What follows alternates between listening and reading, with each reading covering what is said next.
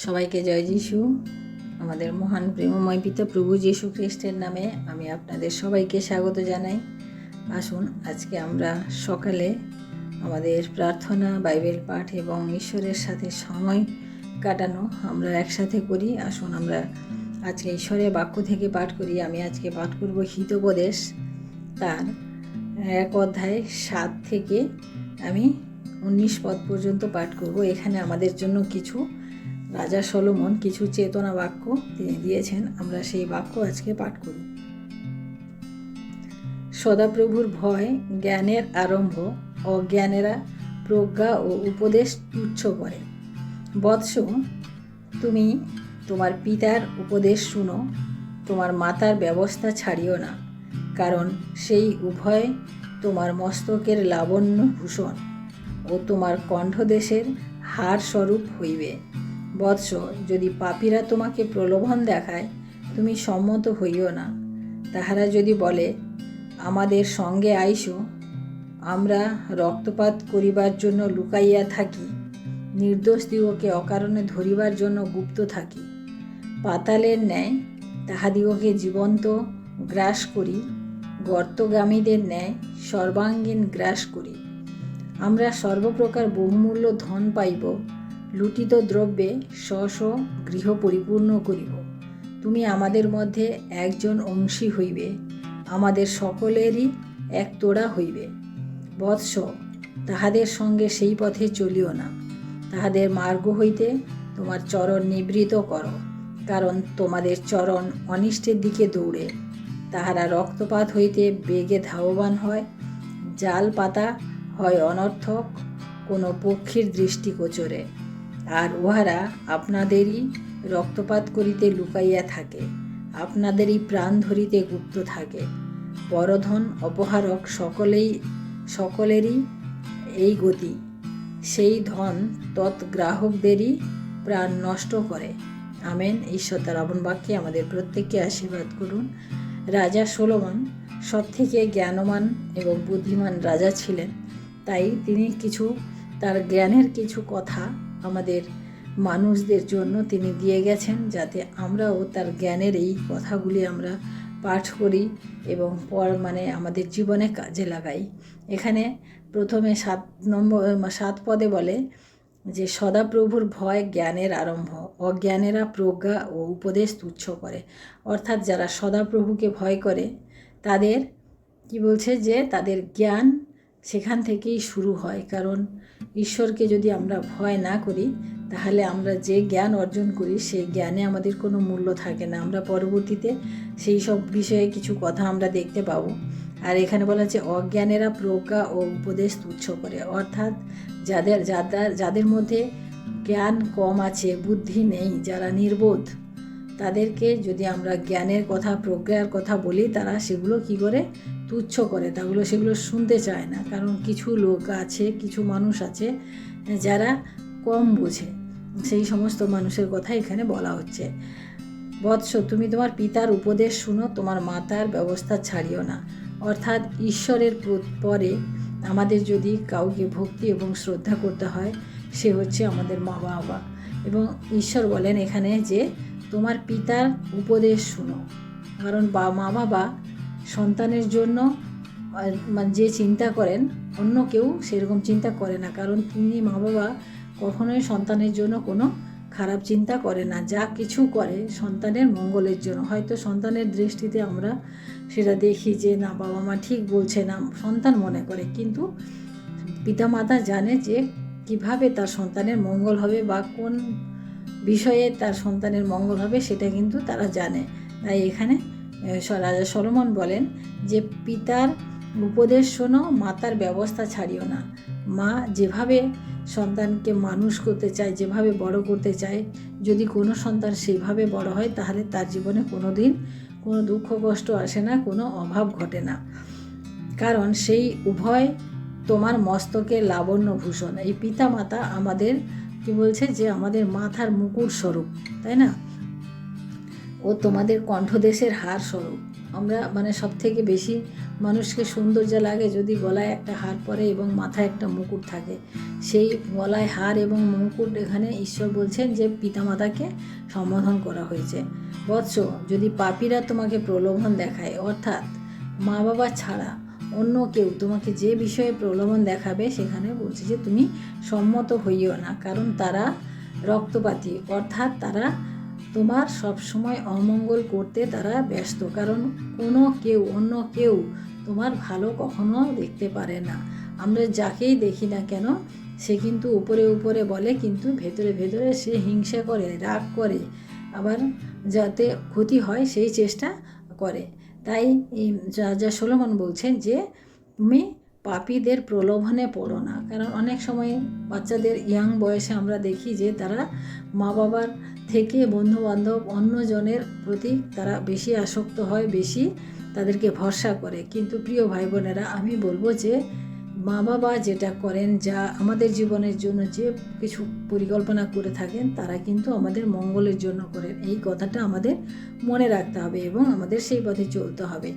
আমরা এখানে দেখি যে আমরা সর্বপ্রকার, 13 পদে বলে, আমরা সর্বপ্রকার বহুমূল্য ধন পাইব, লুটিত দ্রব্যে সহ সহ গৃহ নির্মাণ পরিপূর্ণ করিব, তুমি আমাদের মধ্যে একজন অংশী হইবে। অর্থাৎ তারা আমাদিগকে তাদের সমস্ত অপকর্মের ভাগী করার চেষ্টা করবে, কারণ কেউ চাইবে না যে আমরা যখন খারাপ হয়েছে তুমি ভালো থাকো। তাই তারা যে কোনো প্রকারে তারা আমাদেরকে নিয়ে তারা খারাপ পথে নিয়ে যায়।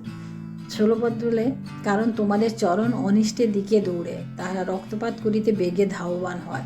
অর্থাৎ আমাদের চরণ সবসময় অনিষ্টের দিকে দৌড়ায়, তাই না? আমরা দেখি যেখানে ভালো কিছু আলোচনা হচ্ছে সেখানে কিন্তু মানুষ দৌড়ায় না, তাড়াতাড়ি যায় না।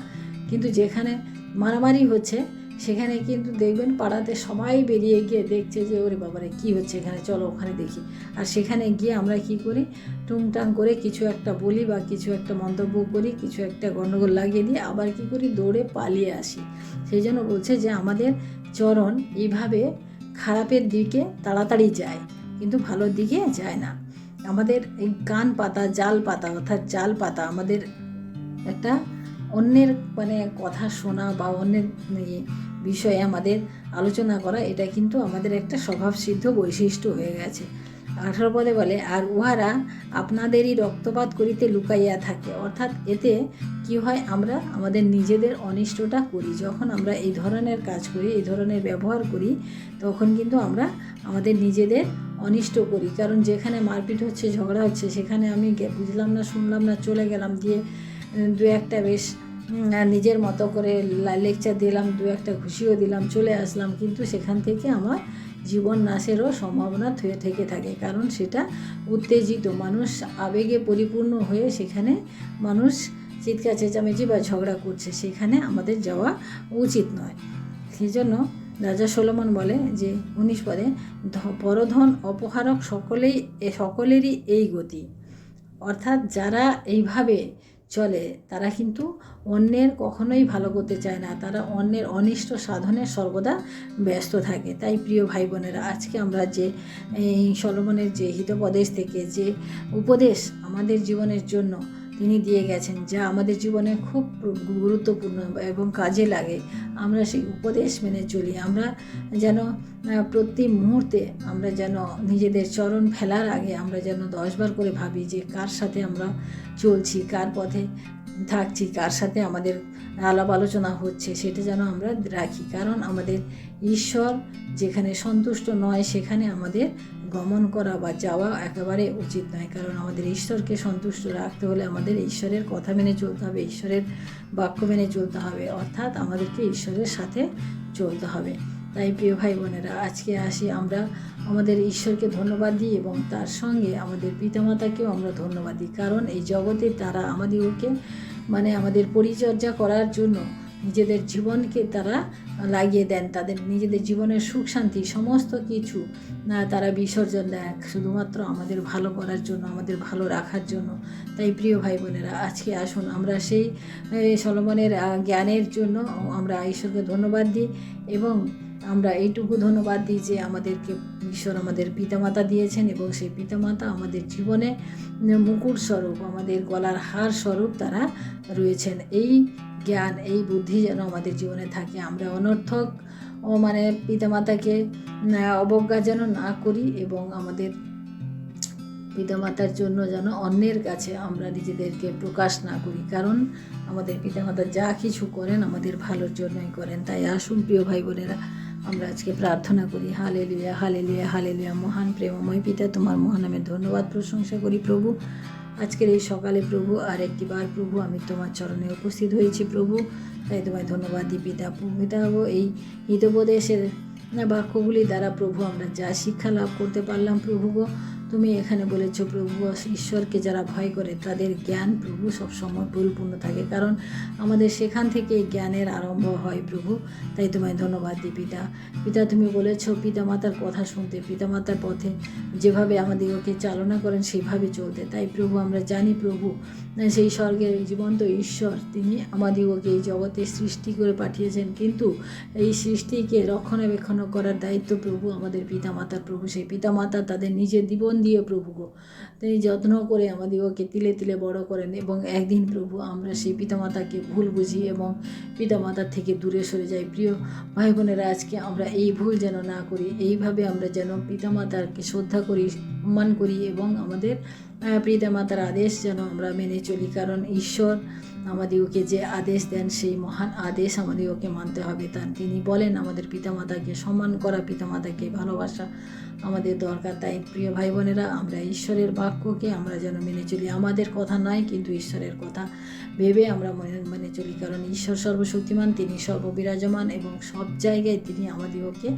দেখতে পান, আমাদের চিন্তাধারাকেও তিনি বুঝতে পারেন, আমাদের কাজকর্ম তিনি দেখেন। তাই প্রিয় ভাই বোনেরা, আমরা যা কিছু করব যেন আমাদের ঈশ্বরের উদ্দেশ্যে, ঈশ্বরের মহিমার জন্য করি। ধন্যবাদ প্রশংসা গৌরব প্রভু তোমাকে দিই প্রভু। আজকে দিনের ভার তোমার হস্তে রাখি প্রভু। আমাদের প্রত্যেকের অপরাধ সকল তুমি ক্ষমা করো প্রভু। আর একটিবার সুযোগ করে দাও প্রভু, আমরা আপন আপন ঈশ্বরকে যেমন প্রেম করি সেরকম আপন আপন পিতামাতাকেও আমরা যেন প্রেম করি প্রভু। আমরা অন্যের জন্য যেন নিজেদের জীবনকে উৎসর্গ না করি, অন্যের জন্য যেন আমাদের ব্যাকুল না হই।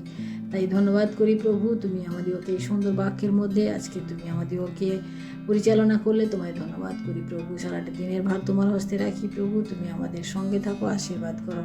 সমস্ত প্রিয় ভাই বোনদেরকে তোমার চরণে রাখি, তারাও যেন তোমার এই বাক্য বুঝতে পারে এবং আগামী দিনে তারা নিজেদের জীবনে কাজে ব্যবহার করতে পারে।